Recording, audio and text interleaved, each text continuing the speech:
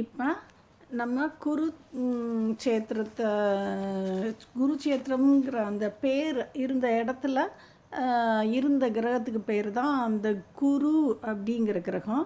அவர்கிட்ட இருந்து 4 கிரகங்கள் வெளிவந்துச்சு. பரீட்சித், சுதனு, சன்னு, நிஷதஷ் அப்படிங்கிறவங்க. இதில் பரீட்சித்துக்கு அடுத்த கிரகங்கள் வெடிக்கலை. இப்போ அதுக்கு அடுத்தவர் சுதனு. இந்த சுதனுங்கிட்ட இருக்கிறவர்கிட்ட இருந்து தான் அந்த வரிசையில் நிறைய கிரகங்கள் பிரசுதரன் அப்படிங்கிற கிரகம் வந்துச்சு. அந்த பிரசுதரனுக்கு அவர்கிட்ட இருந்து வெடித்த கிரகம் 2 பாதியாக வெடிக்குது. இப்போ ஒரு சிங்கிள் கிரகம் ஃபுல் ரவுண்டாக இருக்கும்ல, அது ஈக்குவல் ஹாஃபாக உடஞ்சி இந்த கிரகம் வெளியே வருது. இந்த பிரகதரன் அப்படிங்கிறவருக்கு இப்போ அந்த ஏரியாவில் ஜரா அப்படிங்கிற பெரிய ராட்சச கிரகம் ஒன்று இருக்குது.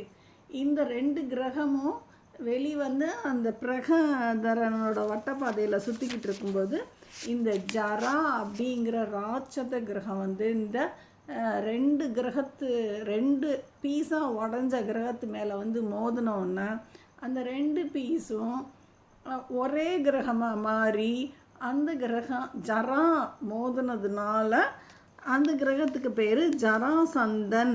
சந்தம்னா சந்திப்பு, சந்தித்து அந்த 2 பீஸும் ஒன்றாயிருச்சு. ஜராவினால் சந்திக்கப்பட்டு ஒன்றான கிரகம் அப்படிங்கிறதுனால அந்த கிரகத்துக்கு பேர் ஜராசந்தன். ஜராசந்தனுக்கு அடுத்து நிறைய கிரகங்கள் வெளியே வருது. சகதேவன், அவருக்கு சோபி, அவருக்கு சுருதா, சிரவசு அப்படிங்கிற கிரகங்கள்லாம் வெளியே வருது. அந்த வம்சம் வந்துக்கிட்டு இருக்கு. இப்போ அடுத்து சன்னு அப்படின்னு இருக்காருல்ல, நம்ம குருக்கு அடுத்து இன்னொரு கிரகம் சன்னுன்னு இருக்காருல்ல, அவர்கிட்ட இருந்து கிரகங்கள் வருது நிறையா. அந்த கிரகத்தில் பரீட்சித்துன்னு ஒரு கிரகம் வருது. அதுக்கப்புறம் அந்த கிரகத்துலேருந்து பிரதீபன் அப்படிங்கிற கிரகம் வருது. இந்த பிரதீபன்கிற கிரகத்தோட சந்தனு அப்படிங்கிற கிரகம் ஜாயின் ஆகிக்கிறது. இந்த சந்தனு யாருன்னா, இதுக்கு முன்னாடி இந்த சந்தனுங்கிற கிரகம் மகாபிஷக், மகான மாபெரும், பிஷக்குங்கிற பேரில் இருந்திருக்கு.